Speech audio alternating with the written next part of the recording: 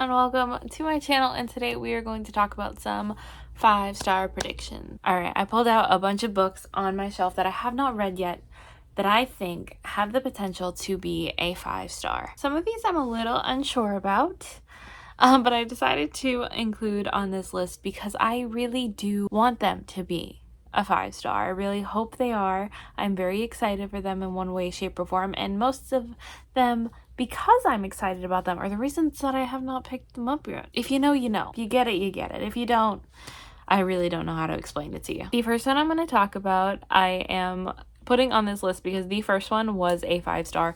It is a middle grade called Amari and the Great Game. I loved the first one, Amari and the Night Brothers, so much.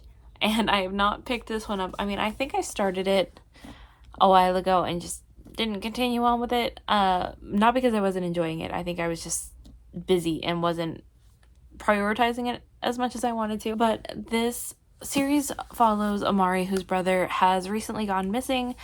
And because of that, you know, she kind of wants to get to the bottom of it. The police aren't really taking it seriously. You know, her mom doesn't know what to think of, you know, to make of it. And then she gets an invite to this place that might be connected to her brother's disappearance. A place that is full of magical creatures and monsters. And she thinks that in this magical land, might lie some secrets as to where her brother went and to what happened to him. Again, I loved the first book. It was a 5-star, beyond 5 stars, and I have heard nothing but great things about the sequel as well. And I don't know if the third book's already come out, or if, I don't think so, because I haven't heard anything about it. I think the third one's coming out soon. So I really do need to get moving with this, because I do think this is going to be a 5-star. I think this is going to be an all-time favorite series.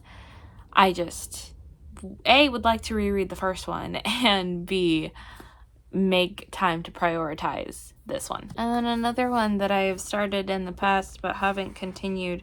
I do think, again, I think this is going to be a 5-star because I've heard phenomenal things, and I think it's a book that's right up my alley.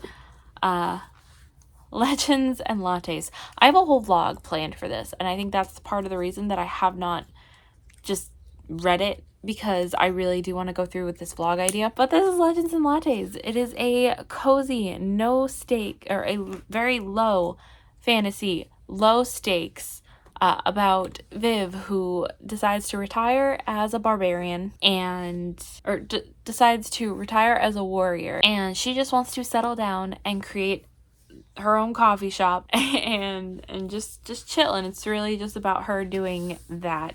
And I think this has the potential to be a new favorite of all time. The second book, I think it's a prequel, came out this year, 2024, and everyone's loving that one just as much. So I really need to get on this bandwagon and read it. This is the indie published version. Like, I got the indie published version before it was picked up by a publisher. This is still that version, and I still have not read this. So I need to get on it a little bit. Kinda, like right now. The Invisible Life of Addie LaRue is by V.E. Schwab. This is one that I genuinely think has the potential. I like V.E. Schwab's writing very much. I don't think I've ever found anything that's a 5-star yet, but this is so unlike the other books that this author has written. I think it very much has the potential to make me fall in love with it. This follows Addie LaRue, who sells her soul to the devil in order to get more time. By that she means she's supposed to get married at the beginning of this book, and she doesn't want to get married yet. She wants to live her life. She wants more time to live before she has to be a wife and a mother. So she sells her soul to the devil. What she doesn't realize is, by making this deal, everybody she meets, as soon as she walks away or as soon as they leave the room or anything, they immediately forget who she is. And then one day, years and years down the line, she meets a boy who remembers her, and it follows their story from there. I think this has every single thing that I could want in a fantasy book. I think I have the potential to fall in love and to find heartbreak in this book. I think, from what I have heard, this is just the right amount of magical and realistic that's gonna make me like fall in love and also hate it at the same time, because I know it's gonna make me cry. These next two are ones that I'm a little nervous about, mainly because I so want them to be 5 stars, but I don't always have the best luck with sequels. I rated the first book a 5 out of 5 star, not once, but twice, and I really need to continue on with the series. That is the next 2 books in the Daughter of Smoke and Bone series. I have the original covers. Again, that's how long I have had these books and I still have not read them. But this series, first of all, the description or the synopsis is very vague for a reason. All it really tells you is that an angel and a demon fell in love once long ago and it did not end well. That's all you really need to know about it. I feel like the less you know about this series, the better. And again, the first book is a 5 out of 5 star, and I'm very nervous to continue on with the other 2 because I think it's going to go in a direction that I don't want it to go in, but I so want it to be 5 stars. So I still think they will be 5. This next one I have heard very mixed things on. I think I'm going to love it, but that is Sign Here. This is about a guy who works in hell, and he is tasked to, like, he's assigned to this one family, and he has to get all of their souls. Like, he has to get them to sign away all their souls. I've heard there's some family drama in here, which I don't typically love, but I think this has that weird, interesting, fun aspect that is going to make me love this very, very much. If you tell me that a book or a video game or a movie, anything like that, is set and like in hell and about characters that work in hell, I'm probably gonna be on board. Like the Library of the Unwritten series, the first book was a 5 star, so it's kind of an interesting / weird buzzword. And then the Forever Sea, I'm not gonna lie to you, originally this was a cover buy because that cover is gorgeous. And then really the only thing that I know about this, and the reason I think it's going to be a 5 star, is because it's set in a world that has kind of a unique aspect where like prairie grasses, like grass is known as the sea.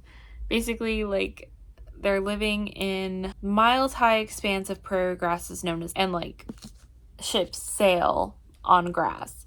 And like I don't remember like exactly the phrase that was used that made me want to pick this up, but it was something along those lines. And that's just kind of the interesting, unique, fun idea that makes me want to pick up a book. This next one, I'm not sure if this specific book is going to be a 5 star, but I think the world has a very high potential too. And that is Assassin's Apprentice. This is the first book in a long-running series by Robin Hobb, where like all of the books are set in the same world, but they're split up into like little mini series. And I think, like, first of all, those are the kinds of worlds that I love when I read them in the right order. So I'm gonna have to find like a reading order. I know this is the first one, but I think this has the potential to be, or to have that expansive, fun, fantastical world that I crave in my fantasy books. I think this has such a potential to be a 5 star and potentially a new favorite, not only a new favorite book, but a new favorite series. Another buzzword that I didn't really know that I had is goblins. The Goblin Emperor is definitely one that I think could be a 5 star. We are following this young goblin who is the son of the emperor. He's lived his entire life in exile. I don't usually read from the back, but I'm gonna anyway because why not? The youngest half-goblin son of the emperor has lived his entire life in exile, distanced from the imperial court and the deadly intrigue that when his father and 3 half-brothers were killed in line of the throne, half-brothers in line for the throne are killed in an accident. He has no choice but to take his place as the only surviving rightful heir. And then like he thinks that it might not have been an accident and someone might be coming to kill him. I think, again, that has the potential to be an interesting fantasy world that I just get sucked into. Until I'm a fantasy reader, huh? Originally, this was a cover buy. And I'm not gonna lie to you, sometimes I do look at a book and say, wow, that book could be a 5 stars, purely based on the cover. But That's only half of it this time. First of all, The Art of the Prophecy is one of the most gorgeous covers that I own. Always, yeah, definitely one of the most gorgeous covers that I own. This one I very much originally bought because of the cover. I was very much interested in because of the cover. And then I actually heard what this book is about. It basically follows the question, what would you do if you were pretty much groomed your entire life into thinking you'd be the one to kill the villain? You have been told your whole life, this is what you are going to do. This is the prophecy. You are going to be the hero of your story. And then something happens that completely negates that prophecy. Somebody else ends up killing the villain. What do you do now that your whole life's work means nothing? Where do you go from here? And that intrigues me so much. I'm just nervous because this is a thick, very, very thick book. How long are you? Oh, not that bad. I think it looks a lot worse than it is. Yeah, it's 528.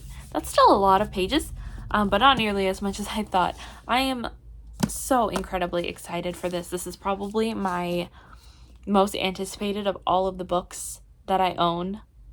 I just haven't been able to fit it on anything. I'm intrigued by.